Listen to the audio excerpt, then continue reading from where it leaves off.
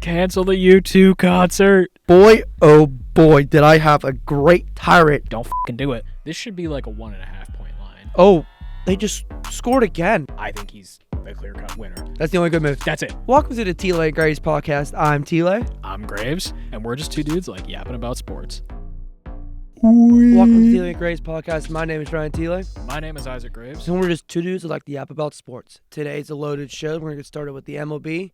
We're going to talk about the NFL. And then we're going to end up with the NHL just like usual. It's a big old yapping day. All right, so let's get started with the MLB with some big news.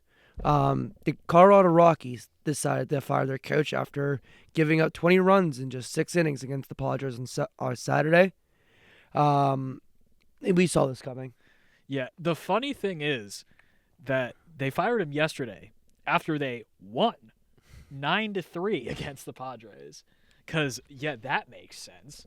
But that's probably going to be their first win in, for the next 4 weeks. At least. Yeah. His record is 544, 689, which leads to percentage of, come on. I had it up here. It's bad percentage. Yeah, it's just bad. It might be under 400. I think it is. I think we're at like 350. Ugh. In just 9 years of baseball coach there. I mean, 9 seasons. Probably given a longer leash than he should have, because the Rockies haven't been good for a couple of years. But they are generationally awful. Oh, yeah. Generationally awful. They're on pace to win under 30 games this season, which would be the worst team in MLB history. Yeah, they look like it. And we thought that was going to be the White Sox. I mean, they're pretty close, but we thought they'll be the worst team. You know, the guys who logically released Tommy Pham. Yeah.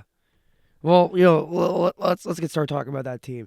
So, another manager news: the Pittsburgh Pirates, after 6 1/3 long seasons, got rid of Derek Shelton as the manager, and Point Park alum and Point Park Hall of Famer Don Kelly is now your manager for the Pittsburgh Pirates, the former bench coach. Yeah.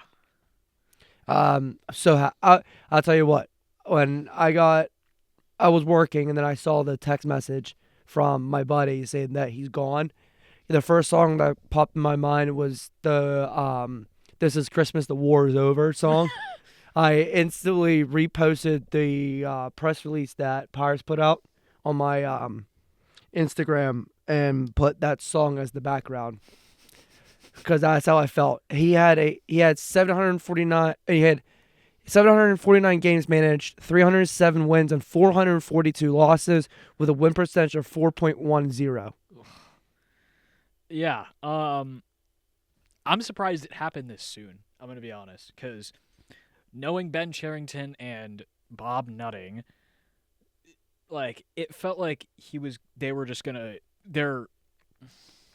ride it out for the year, and yeah, because they got nothing to look forward to. I didn't want to say something I was going to regret. Yeah, no, it's fine. they were gonna they were planning on riding it out, but then it just got really loud, and then they lost 7 games straight. Yeah, 6 out of the 7 of them were brutal losses. So it's definitely time. And honestly, Don Kelly already won a series in his first weekend as the manager. It was a narrow win, but he got it. Yeah. Yeah. Well, let's be honest. If Atlanta had Ronald Acuna, we'd probably get swept. Yes, but they don't. But we picked up because his knee pieced the out. Yes. At PNC Park last year. Yes. I'll tell you what. I honestly like Don Kelly as I'm not even trying to be Point Park biased, but I actually liked him so far as the manager. In your second game as a manager getting thrown out, when it took Derek Shelton almost a year for him to get thrown out of a game. So you can see there's more fire lit, A, under the team, and B, him in general. I think he's a good way to produce that. You can see the players want to play for him and stuff like that. Well, talking about the players, you know what today is? It's Skeens Day. It's National Skeens Day, okay? It's the one day out of the whole 7-day stretch of being a Bucko fan that we're happy. That's a great matchup tonight. Yes, Paul it is. Skeens versus Juan Soto. Yes, I can't wait. So as Isaac alluded to, this week is going to be a relatively, I want to say rough week, but It's a big test. Yes, it is a prove-it week for the Pirates as they open tonight against the Mets, and then the Battle of PA, the poop game, is this weekend. Not anymore because NBC Sports Philadelphia took that away on their scoreboard. So upset. I love that. It was so funny. As we will travel to the city of brotherly love, Philly, and we'll take on the Phils, which is probably going to be a sweat, but it's okay. Tonight's pitching matchup is Mr. Paul Skeens versus David Peterson. It's going to be a good game. Yeah. It's going to be good. The team, they looked good yesterday. They did. They didn't do, and I'm so happy Tom and Pham's not in the lineup. Yeah. Also, well, the one game of the series that brought him into the lineup was a result of a ridiculous call where Brian Reynolds got tossed. Yes. I don't think it was the one I saw, but I was at work, and I'm watching the Gamecast on ESPN, and this one strike was so far out of the zone that I looked at my coworkers who one played baseball, not with me, but like played baseball in the area, and I pulled him over and I said, "Dude, look at this." He said, "That ball's so far off the plate. Why was it even considered a strike?" We don't need to go on a whole rant about maybe we do about the umps again. But they were bad this weekend. They were so bad. Reynolds should not have been thrown out. It was 7th inning, game 2. It was ridiculous. It was absolutely ridiculous. And on top of that, Don Kelly got tossed because he knows what the hell he's talking about. Yeah. Because he knows the difference between a ball and a strike. It's cut the bullshit. It's. I mean, on top of this whole weekend, the Pirates series wasn't the only series ruled around controversies. There was series all around baseball this weekend that the umps just decided to flop. Yeah. It's a regular thing. I'm sitting. We're in front only of TV. Isaac. We're only in May, and this is already happening. Yeah. This is an August thing. We're 40 games in. 41. I've said it. NHL refs are bad. Yes. NFL refs are bad. Bad's an understatement. NBA refs are bad. They just play favorites. Yeah. MLB umpires might be the worst out of the 4. Yes. And honestly, they have a hard job. They're trying to call a pitch in seconds after watching a 100-mile-an-hour ball come straight at them. So that's not a easy thing to do. But you can't call a slider 6 feet off the plate a strike. Yeah. You just can't do that. This is why we need the robot umpires. So I thought about the robot. I think that the MLB should adapt for what Premier League does, and with the I can't remember what it's called, but it's like a robot, but the way you can with what we did in spring training, do the same thing that they did in spring training right now. Yeah. And that's what Premier League has over in England, and soccer has that. HVR, that's what's called. Yeah. That's what it's called. Sorry. My brother's a big soccer fan, and he complains about it all the time. But it looked pretty good in spring training. Yeah, it looked really good. I mean, there wasn't as many calls for it, which I understand, and there should be a limit for each team how many times you use it. Kind of like how the NFL has a challenge rule, how you can only throw so many challenges. So yeah, there should be a limit on them, obviously. But if you. I know how the MLB does it. If you lose a challenge, you're done. You don't have one anymore. But if you have a successful challenge, then you just keep it. Yeah, something like that. I don't know. There's so much stuff that the MLB need to look into for this season, for this off season. Because I would love the robot. I think it'd be a good thing for us. It's gonna be a little of a change. Oh yeah. A lot more than the no shift rule or the pitch clock. But anyways, I think that's going to be it for us for the MLB. Yeah. Let's go over to the big news. Let's talk about the NFL. This was a This was a week. Before we get into the Steelers and what trade we just did, I want to go ahead and say congrats to Derek Carr on a good career, as he officially retired as of Saturday afternoon. Look, I didn't see him retiring. It was pretty obvious he wasn't going to play this season. Yes, because I said it on the pod, I think, draft week. And when I had them picking a quarterback, and I was thinking, this is because Derek Carr is not going to play this year. Yeah. Because there's all these rumors about his shoulder being injured. And they weren't just like NFL rumors type rumors. Like, there were like legitimate rumors going around that everyone was talking about. Yeah. So, look, I just think it sucks for someone like Derek Carr who had a lot of talent, but he just kept on getting hurt. I feel bad for him because I feel like he never got a fair shot. No, he didn't. Like, yes, the injuries didn't help, but like when he was on the Raiders, it was a combination of just terrible coaching, terrible O-lines. He went through 3 coaches in how many years he was there, if you want to count it. It would have been 8 years. 8 years with the Raiders. 3 coaches in 8 years. Yeah. Because Gruden got canned, and then the special teams coach took over. Yeah. And then they hired, he was a Patriots coach. McDaniels for a couple of years. McDaniels gets fired, and then come in Antonio Pierce. So, I don't know. Well, actually, no, he didn't even play with Pierce. He was gone by that point. Oh, yeah, then he had another coach. Oh, yeah, that would have been 3. Gruden, special team coach, and then McDaniel. Yeah. Yeah, because McDaniel benched him for whatever his name is. He's a backup somewhere now. He's a backup with Jarrett Stidham. Yes. Stidham.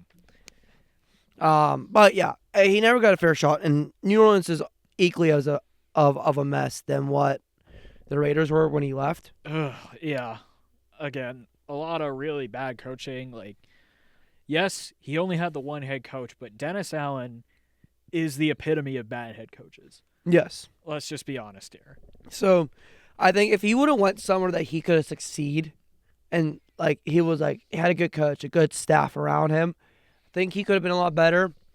But that's just like another like one of those like what ifs. Kind of like if RG3 didn't blow out his knee twice. Yeah. Like what if? What if Alex Smith didn't destroy his knee? Yeah. Jaden Daniels wanted to be there. I can tell you that one. Yeah.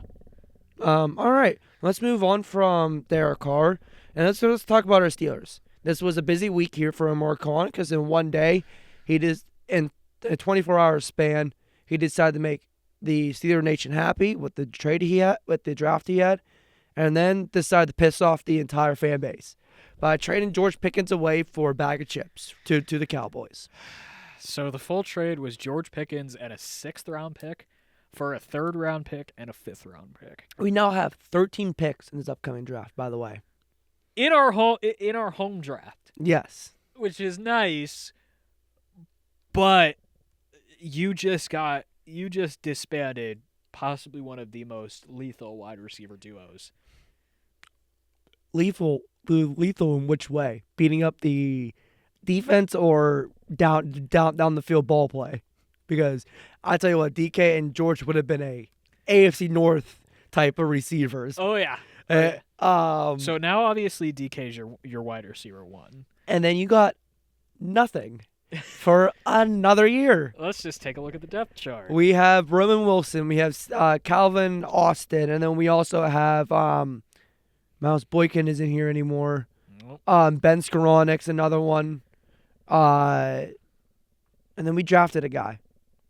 Did we draft a receiver? Yeah, like it was like a 7th-round pick. Like it wasn't anything special. So we have him. So it's a lot of misfit toys. So right now, reading down the roster of receivers, Calvin Austin, he's gonna have a bigger role. We saw him in the wide receiver market too last year, and what did he do? Nothing. Because they don't give him the f***ing ball. No, because he can't get open. Well, that too. He is. I think he's probably 5'10", and they use him as a 6'4" receiver. Yeah. He is a slot guy who can eat up the middle of the field. You need to use Darnell Washington the way you use him. Oh, yes. Oh, yes. That's a whole dark conversation.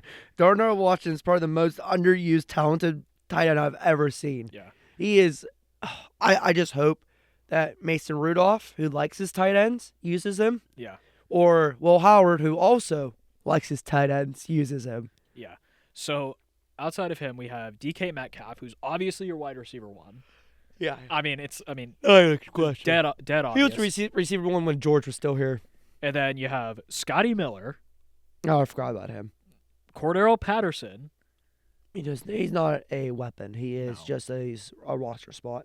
Yeah. Ben Skoranek. He's a special teamer. You could use him at wide receiver 3.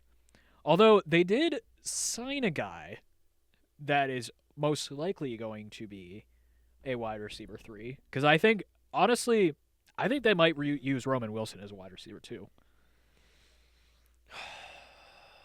Robert Woods is a Pittsburgh Steeler. So a guy's legs aren't as fast as they used to be. He's our receiver 3 for yet another season. A 13-year vet.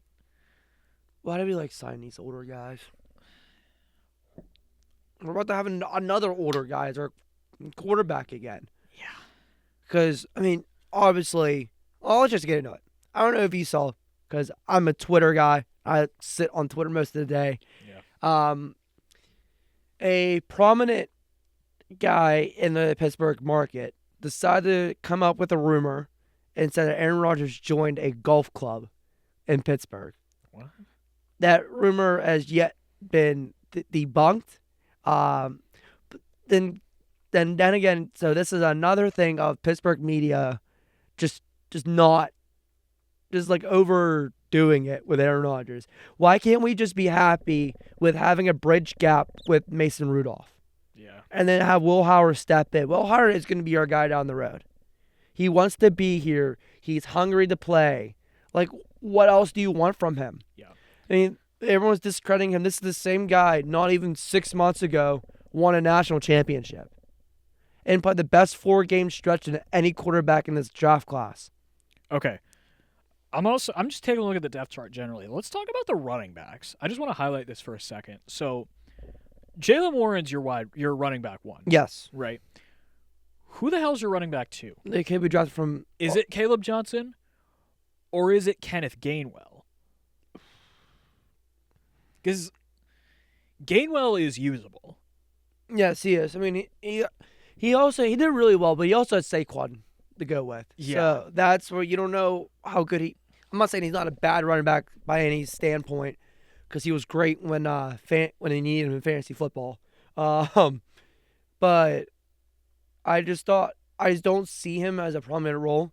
Yeah. And especially since we drafted that kid from Iowa, who's going to be our power back. Maybe we're going to run a 3-back set. Maybe. And I bet they're going to try to, use Jonathan Ward or Aaron Champlin a good bit too. Well, the thing about Gainwell is that Gainwell's a good pass catcher too. Yeah. So you could put him on not the outside, but if you want a 2 running back set, you can put Gainwell as your extra receiver out there. Yeah. Which means because they're not a weapon for Arthur Smith not to use. But also, all I ask for is a good punter once again. I asked for Australian Bill Burr to not have his knee explode again. He's gonna be good. Yeah. He's gonna be good. He just it's unfortunate a guy rolled up on his knee in week 1. And then Corliss Waitman was awful. Let's just be honest. He wasn't bad. We've had worse. Presley Harbin. Harbin's really bad. Yeah. Okay. It could have been a lot worse. Yeah. A lot worse. Well, this was a big week for special teamers too, right? Because didn't Tucker get canned this week too? Yeah, I was for football reasons. I was debating whether to talk about that or not. If you don't know, Justin Tucker, former kicker for the Baltimore Ravens, got canned this week. He got officially cut. They drafted a kicker this year, in which I was like, oh, that's surprising. Yeah. Um, Which, let's be honest, they should have drafted Ben Sauls. yeah. I think Loop's going to be good, but now Ben Sauls is going to be rotting in our practice squad probably. Yeah, I don't understand why we wasted a undrafted free agent spot for him. So, I mean, I'm not saying that Sauls is a bad kicker. No, he was the best kicker in college football. Not saying I want him to go to the Ratbirds, because I don't want him to go to the Oh, Ratbirds. God, I don't want him to Ratbirds. I don't even want to think about it. No, I just don't understand it, because Boss is not an older kicker either. He's young for being a kicker. Is he? Hey, he's not that old. He is. Like, as a kicker standpoint. I mean, you got to realize how long Adam Vinatieri was in the league. He's 34. Yes, Adam Vinatieri kicked till he's like almost 42. So, Oof. Okay, yeah. So we have a lot more time. Robbie Gould's still in the league? I don't think so. No, I don't think he is I either. think he retired. I think he did retire, finally. And you got Mason Crosby, too, still in the league somewhere. No, I think he just retired. So, okay. Mason Crosby retired like a few weeks ago. Yeah, so these kickers last to their 40s, early 40s, until there's nothing wrong with their hips. That's normally what it is. Yeah. But yeah, no, that's why I was like, we at least got 5 good years out of Boz still. Why are we making a competition when there didn't need to be one? Yeah. All right, let's talk. Since we're talking about competition, this wasn't on the docket for today. What do you do come Latrobe time if you're the Steelers, the 2 quarterbacks? You drafted a guy who was a 5th-year starter, a 5-year starter, 4 with Kansas State. He was pulled at one point in Kansas State, but that wasn't really his fault. Yeah. What do you do in Latrobe? Do you have an actual competition between your quarterbacks? Yes. Or do you just say, screw it, Mason, you're starting? I think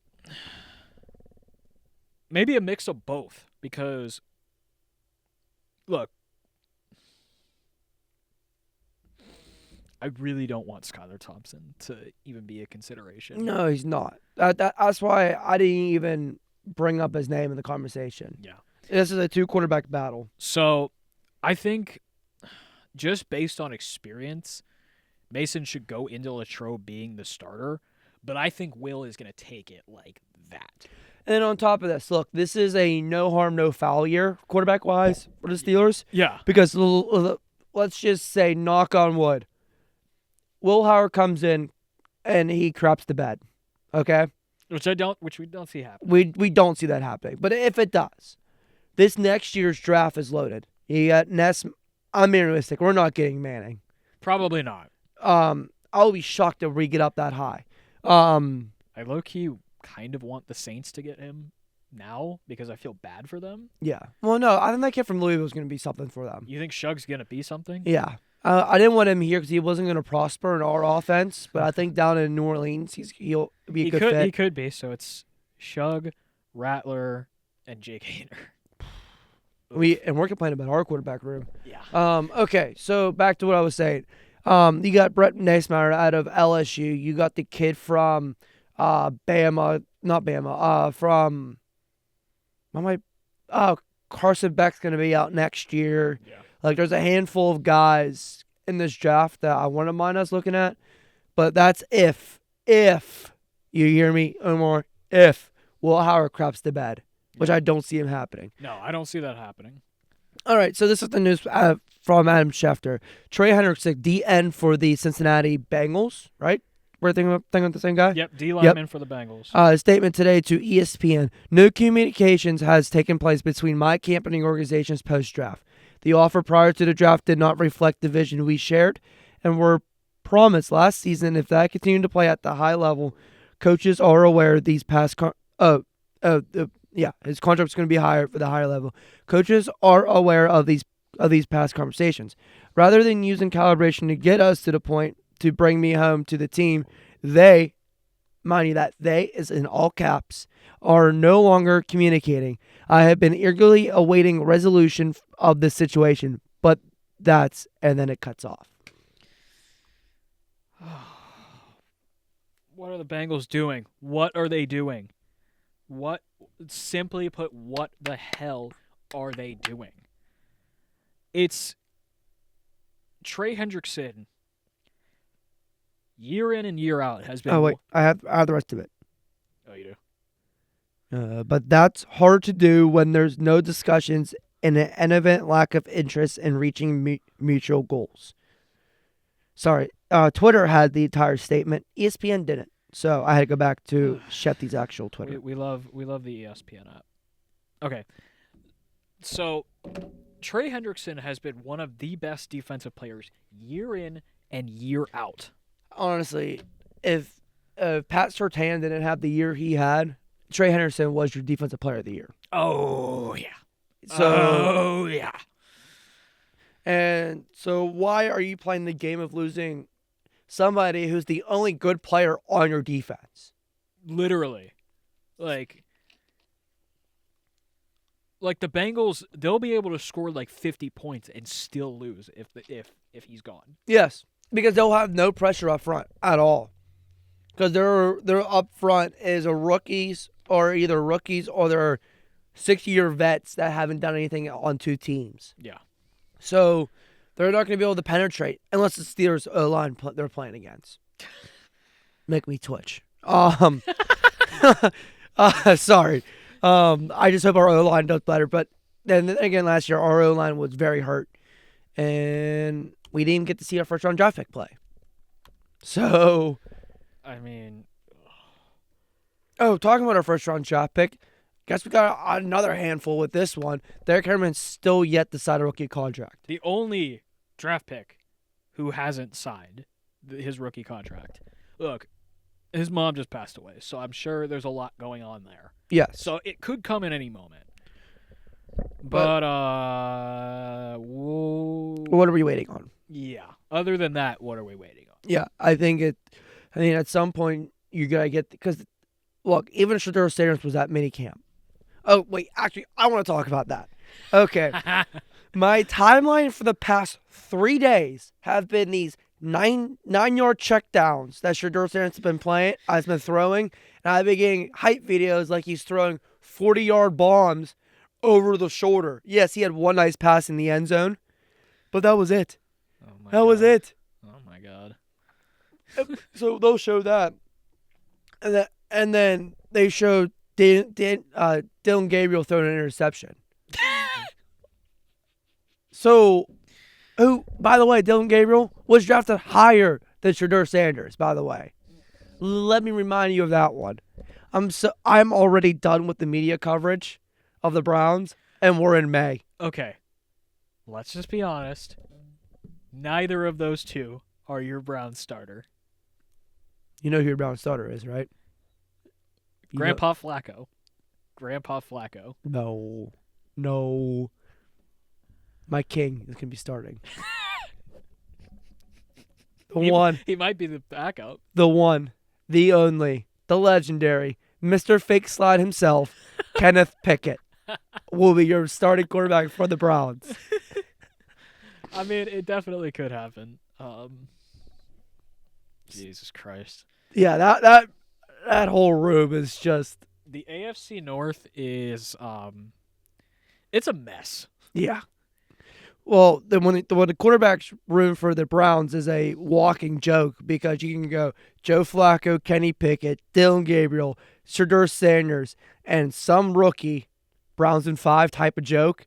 It's like, what are you doing? Like, they have a starting 5 in their quarterback room. Deshaun looks like a rookie. Oh, that's the guy I was thinking of, Deshaun Watson.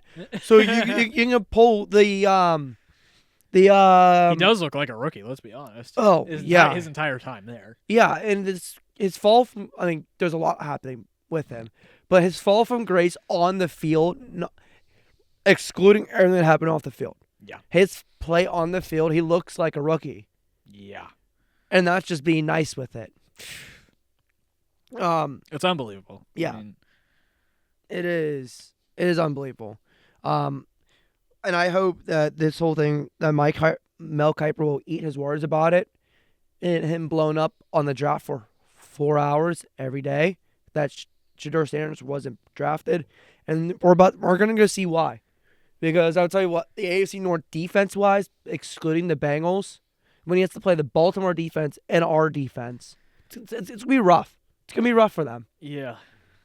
All right. Well, there's one more thing for the NFL we got to talk about. Well, today is Monday. By the time you see this, the schedules will be released 24 hours, somewhere around that, because we'll release this around Thursday. We will be predicting in all the rest of the episodes.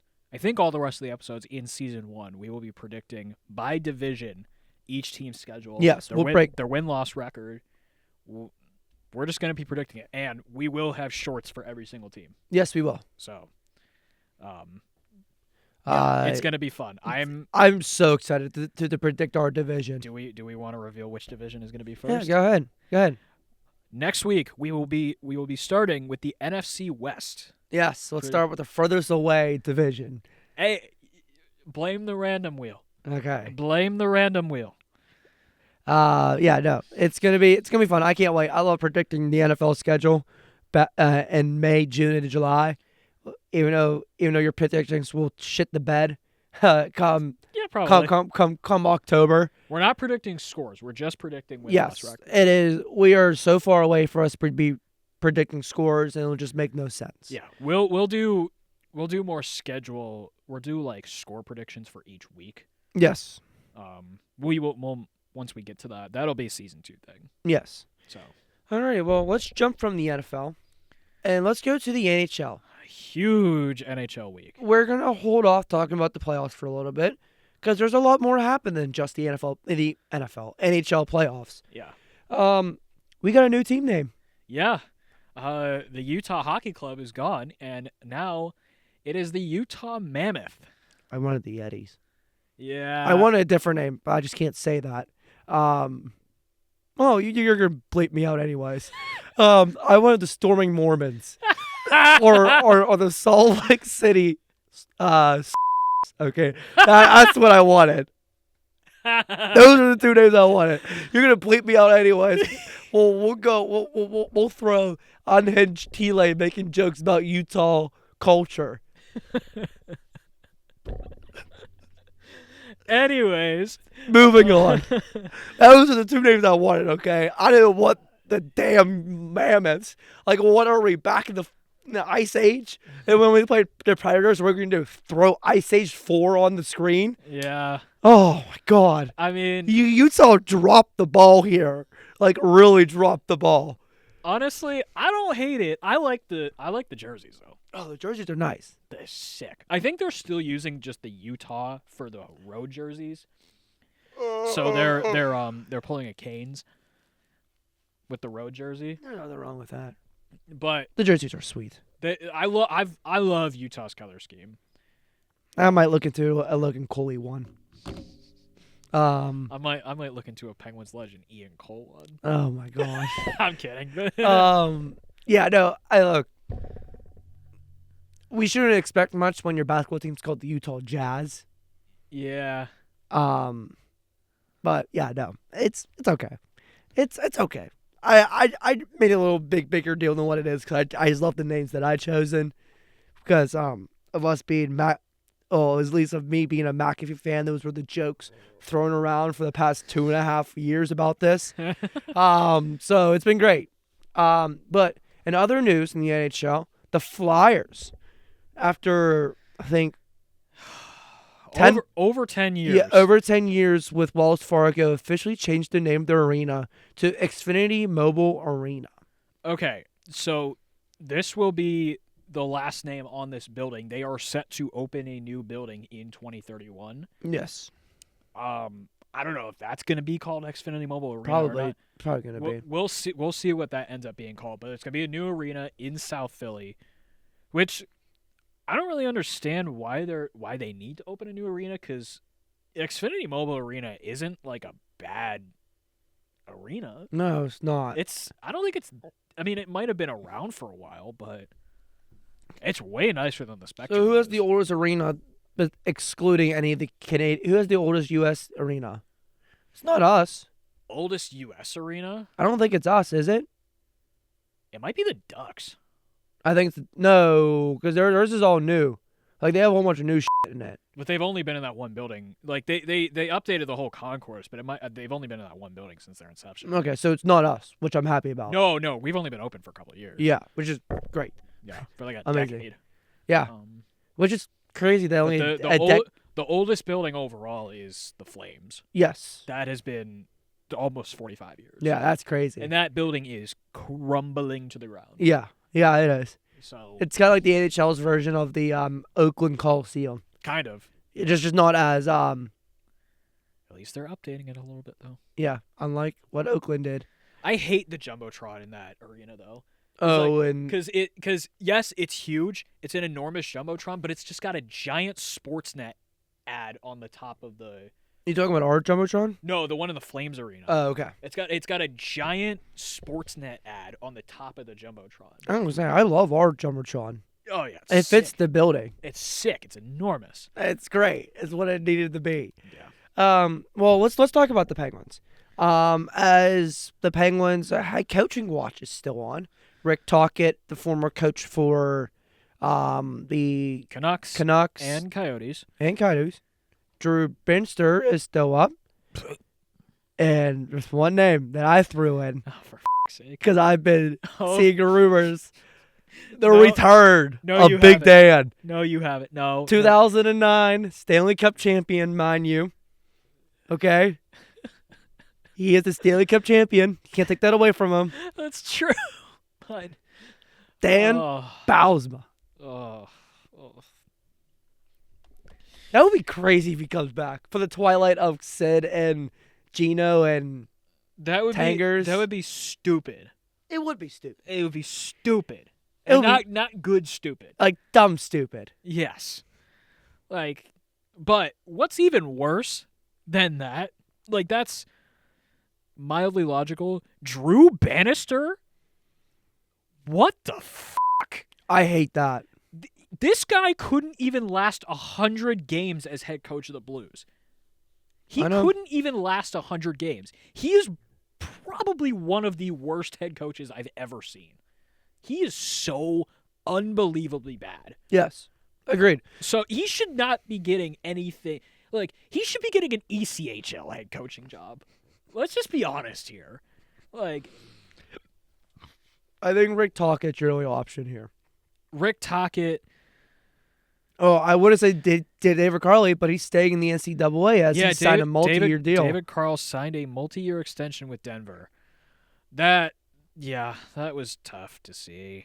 It's kind of like the UConn coach when he was getting looked at for the NBA. He turned around and signed a deal. I kind of saw it coming, though, because it wasn't look like he was really taking interviews. Yeah, it was weird. Yeah, it was kind of weird because he turned down the Blackhawks job, which don't blame me for that. I would turn that job down too. I just hope it's not a guy like Drew Bannister or Luke Richardson or any of the recycled old coaches still out there. Yeah.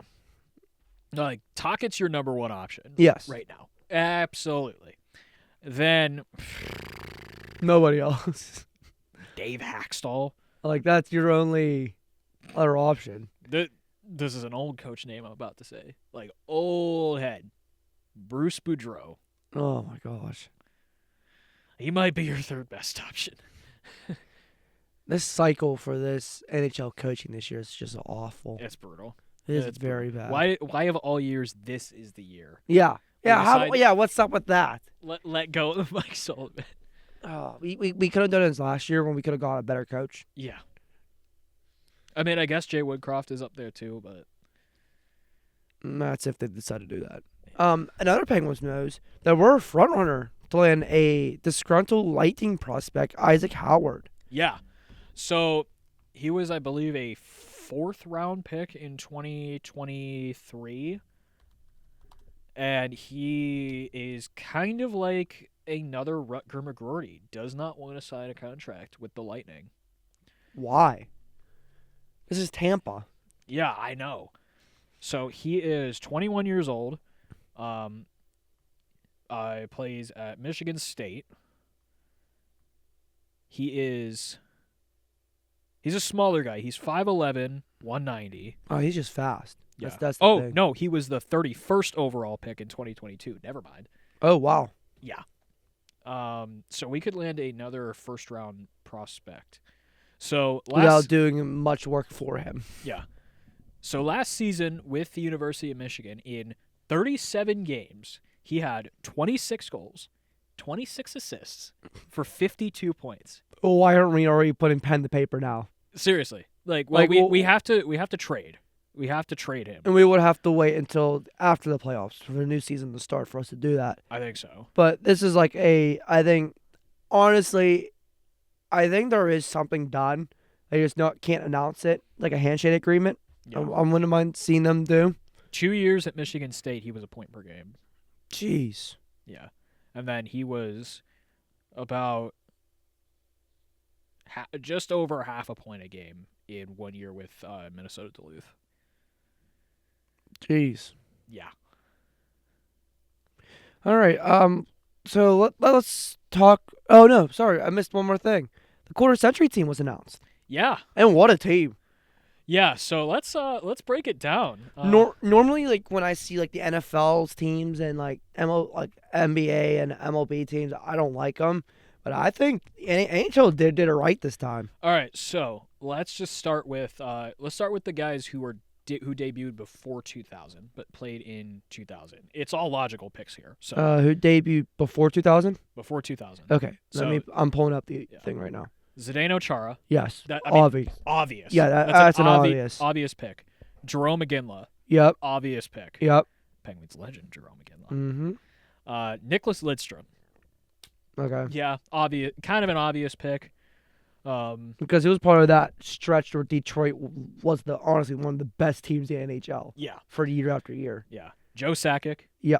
Not even a question. Not even a question. Teemu Solani. Oh, yeah. Not even a question. Joe Thornton. Jumbo. I was happy to see Jumbo Joe. Yeah, I was happy to see him too. One name that I was a little surprised to see, another former Shark, and actually former Penguin, Patrick Marleau. Yeah, I was shocked to see him on the list, but then again, you went back and you really think about, he's like one of those see. He probably would have been your seventh guy. This quarter century, the thing about it is that I talked about this with my buddy last night on my way to play some great deck hockey that I texted you about. Yeah. Let's just say my inner goon came out this weekend. And, yeah, it was a great time. I had a great time. Summer's back. Thielet's playing deck hockey. We're all good. I scored twice, by the way. Sick. I had 2 goals in one game. I was very happy with myself. Mind you, one was a slap shot from the corner that tipped off somebody else's stick and went in. And then the other one, I was standing in front of the goalie, hit off them. I just backhanded it, tipped it in. It was nothing special. But it was still 2 goals. But I was talking about this. I lost my train of thought. I was talking about deck hockey. Sorry. Yeah, no. I was surprised to see his name.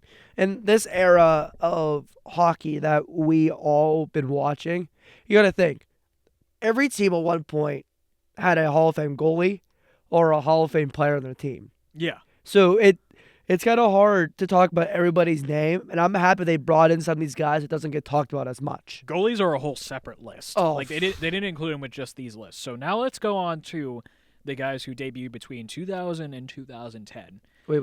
2010. Obviously, let's get the big 3 out of the way. Crosby, Malkin, and Tanger's not on there. No, I wasn't talking about Tanger. And Ovi. And Ovi are obviously on the list, as they should be. Another name, it was not surprising, Steven Stamkos. Patrice Bergeron. Yeah, I was very happy to see that. He's another one of those guys that doesn't even talk about as much. Yeah. So, okay. Bergeron, I mean, obviously he was a great player, but let's just talk about Bergeron as a person. He's literally like one of the nicest dudes you'll ever meet. Yes. Like, he's a character guy. Yes, he is. So I was very happy to see Bergie on there. And then Patrick Kane, which is a no-doubter. Yeah. He has the most goals by a United States citizen. And then Pavel Datsyuk. yes, another one of those Detroit Red Wings. Yeah. So, look, there's a couple other names that you could do as an honorable mention. Yeah, Um, Jonathan Taves, Taser, Drew obviously. Doughty. Drew Doughty, yeah. Kopitar, maybe. Kopitar's another one. Dustin Brown, How about maybe. I'm gonna throw this name out there. Big Jeff Carter. Honestly, yeah. You could throw Big Jeff Carter on there. Duncan Keith. Mm-hmm. Why am I forgetting his name? Who's a Penguin? Who's a Penguin? He was a Penguin for us for a long time. Number 9. He retired early because of health conditions. Oh, Pascal Dupuis. Yes. Throw him up there. You can also throw. He's a very unknown guy. Chris Kunitz could be another one you could have thrown Cooney. up there. The Rat. Yeah, I was very surprised he wasn't on this list. Very, very surprised. Yeah. Yeah, but it's just, you know. But you only have a limited amount of space to. And then you also have honestly, the best players of all time. Yeah. In that list alone, you already have 3 spots taken up, just with, Crosby, Ovi, and Gino. Yeah. So there's always so much more you can add in there.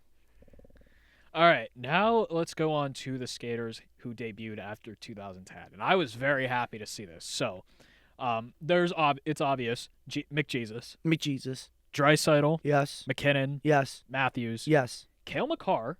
I was a little surprised by That shocked me. That was a little surprising, but I like it. But then, the big one, Johnny Hockey, makes it to the quarter-century team. I was very happy. I was very happy to see this.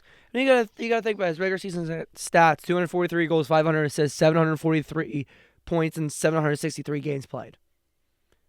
That's not an easy thing to do. Yeah. So yeah, no, I was very, very happy to see he was on this. And the rest of these names, Draisaitl has led the league in so many times in scoring. You have Nathan McKinnon, year in and year out, is honestly next to the guy in the NHL. Yeah. Austin Matthews, who, if it wasn't for Connor McDavid, he would be the face of the NHL. Yeah. And then you got the next face of the NHL and Connor McDavid. Yeah. And then Cale Makar, I get it. I get, because he's Ken Danico, former Devils defenseman, said it here. He's the closest to Bobby Orr I've seen, and I never put anybody there. I used to watch a lot of Bobby Orr because I loved him as an 8-year-old, 7-year-old. He changed the game, revolutionized the game. Bobby Orr did. Nobody greater, and Cale Makar is the closest thing to that. He's not wrong. He's not wrong at all. And that's some pretty great praise, to be honest. Let's really think about it. Yeah.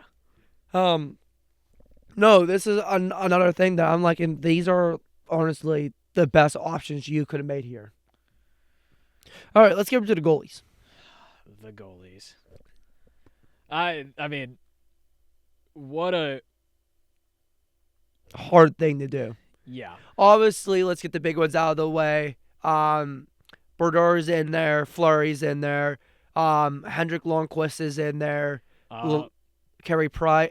I was very shocked to see Carey Price, actually. I was not. Not at all. Patrick Ward, because you could put Jonathan Quick in there. You could put Quickie in there, but who has a ring where Carey Price doesn't. Yeah, but Carey Price was the if it wasn't for Flower winning the Cups, then Carey Price would have been the best goalie in the league. Yeah.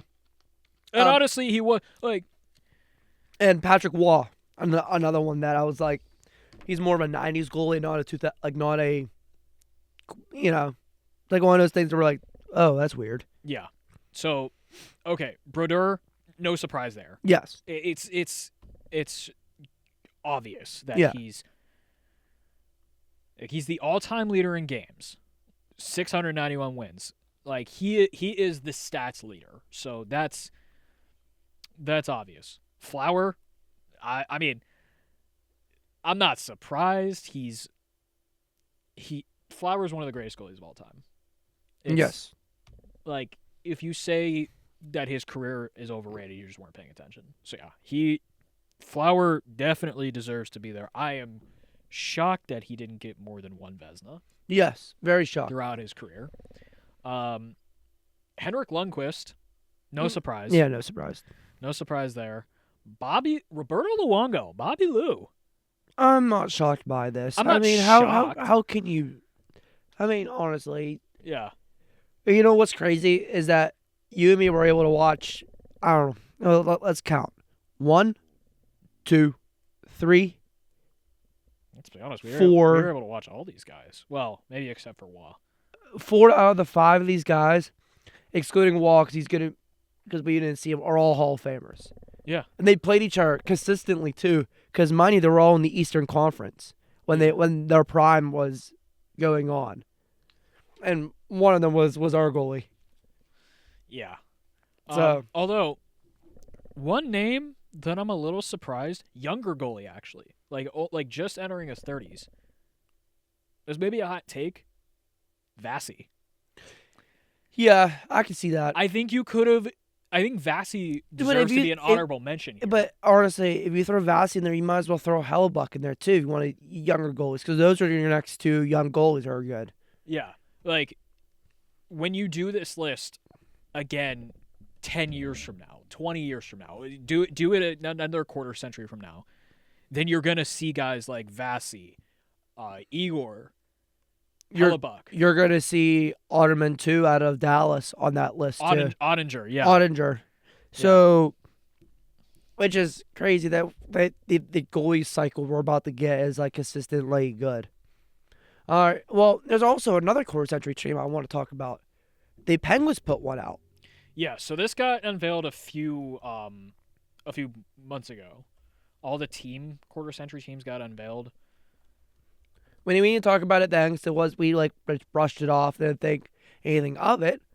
But let's go ahead and talk about our quarter century team. Forwards is the obvious.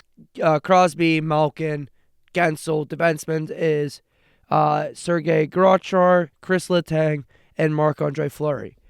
But I saw one. Oh, this is the second team. Phil Kessel, Chris Kunitz, Mario Lemieux.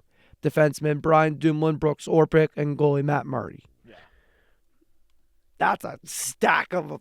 This is a stacked team. Yeah, I mean, and even I saw someone put out one that, put a quarter century lineup in there. They didn't put Lemieux in there, which I get not putting Lemieux in there. You get what I'm saying?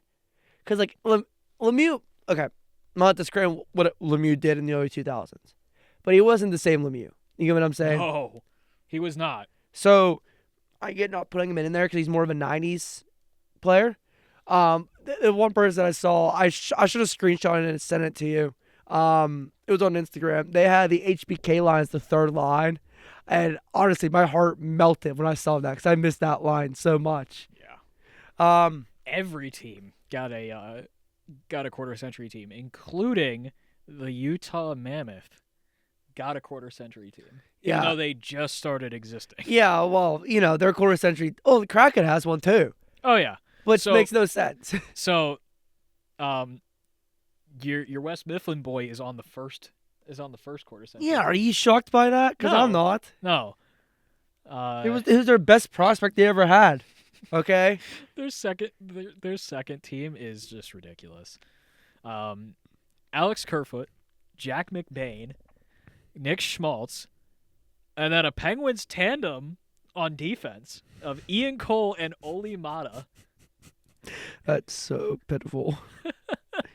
But they are a new team, so you gotta let them go.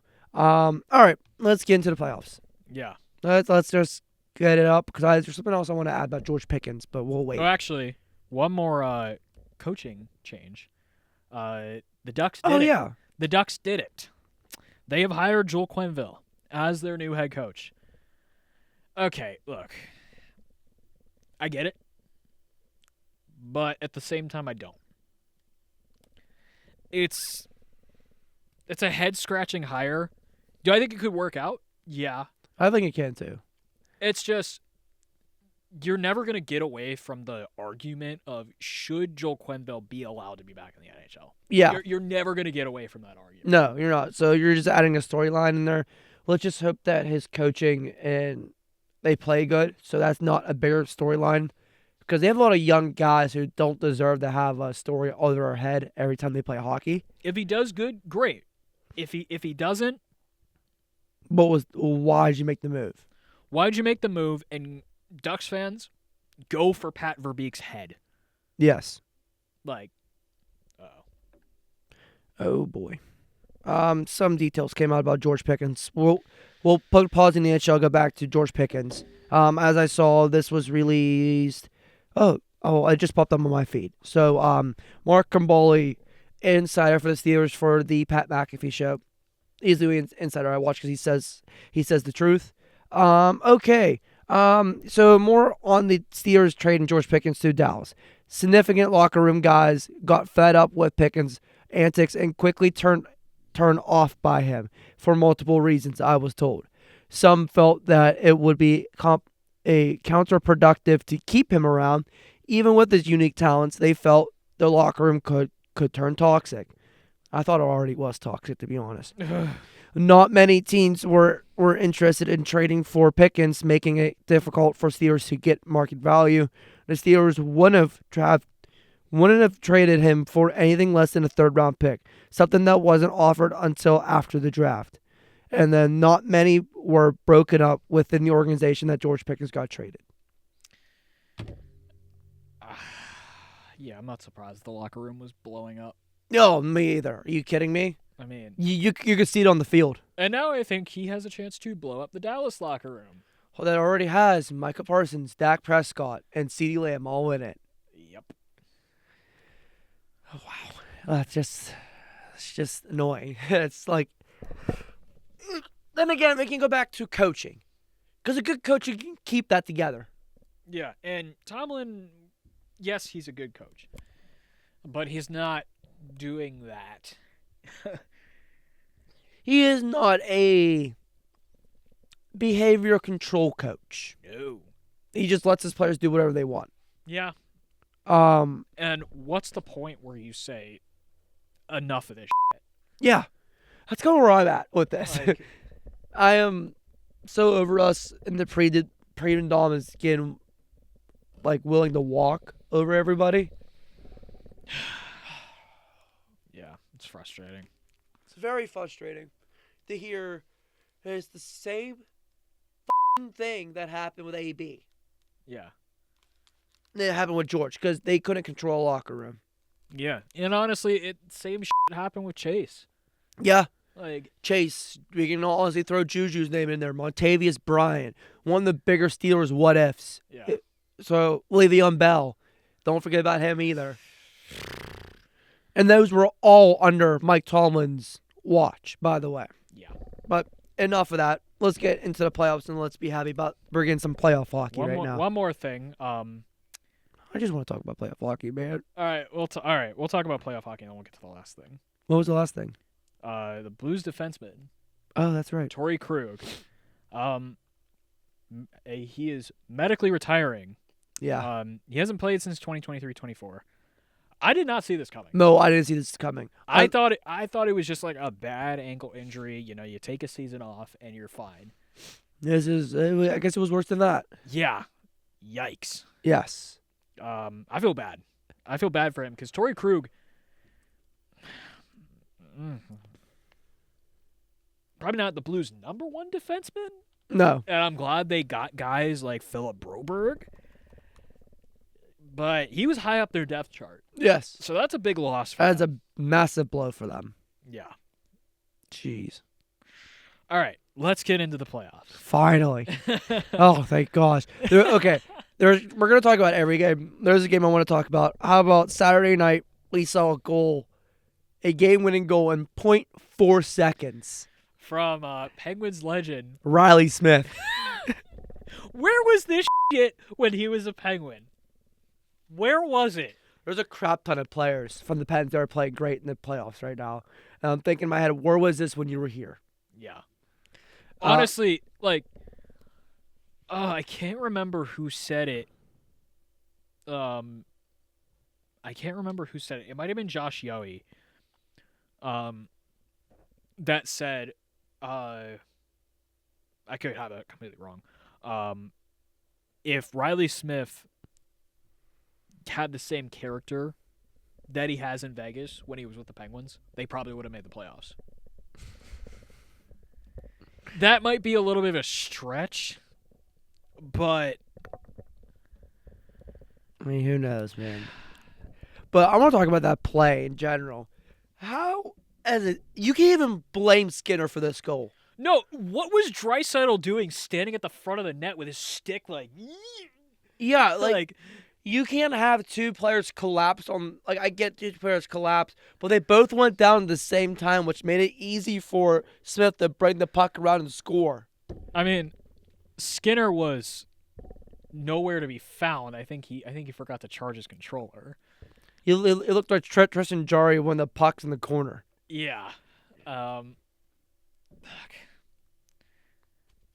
It's the Oilers winning the first two games was kind of insane. That's going to be it. I think that's going to be it for the series. I think, look, those are going to be the only two wins. Look, I said Vegas in 7. I'm going Vegas in 6. You last week you were all over them Oilers. I was. Yeah. How's that looking now? Not looking good. Not looking good. The fact that Calvin Pickard, career backup, was your starter here. Jesus Christ. Yeah. And then he gets hurt. Look, I don't want to go out on Stuart Skinner. But he's not a good goalie. No, he's not. He's not. So he's not a good goalie in a regular season. He's nowhere even close to a playoff goalie. No. Speaking of not a playoff goalie, Connor Hellebuck. Oh, don't even get me started. So, Game 2 shutout. This man cannot win on the road to save his life. What is up with that? I don't know. Like, And they better figure it out, too, because they're going to have to, if they get this game to 7, they're going to have to win in, my headset's not working. they're going to have to win in, they'll be at home for Game 7. but it doesn't matter. Yeah. Because they're going to play one game there, and then they're going to have to finish the series out In Dallas. in Dallas. Where that crowd at AA Center is stupid. That's the first thing my parents said watching the game again was like, holy shit, they're loud. Like, I thought I was watching a college football game. Because, like, when that thing was the third goal scored by Dallas, the place erupted. Yeah.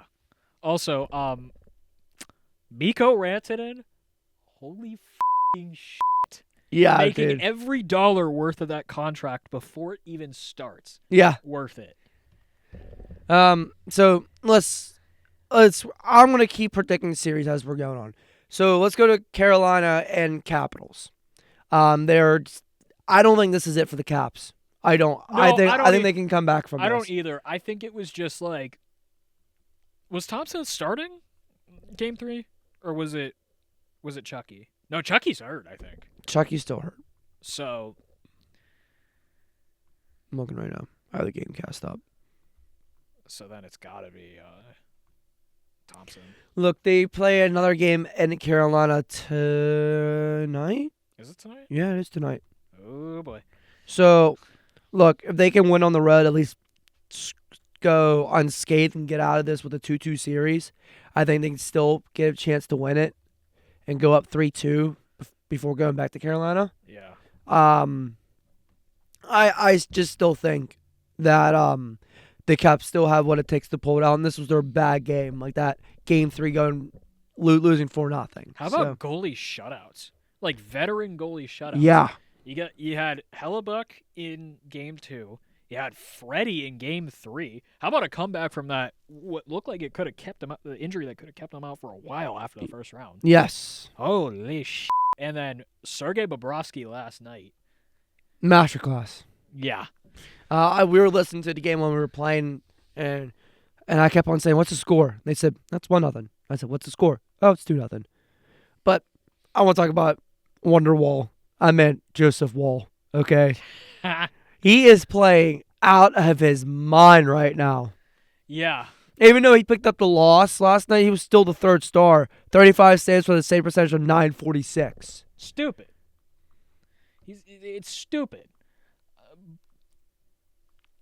Look, Biz is depressed and happy at the same time.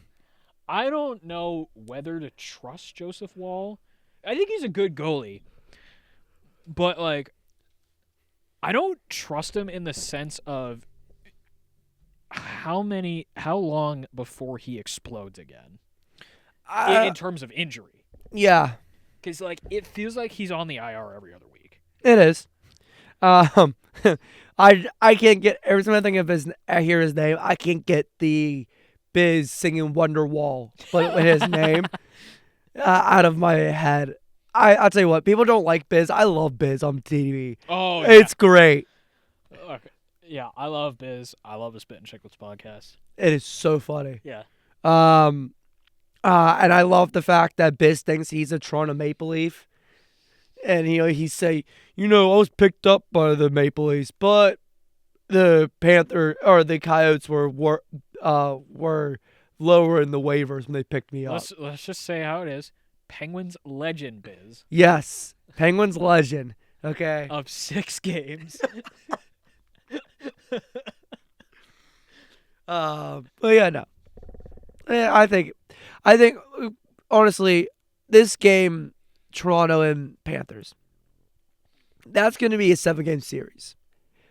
Dallas Jets. Is it? Yeah. Is it? Yeah. Yeah. Florida and Toronto's going to go to 7. Dallas Jets. Game 7 heartbreaking coming? Yes.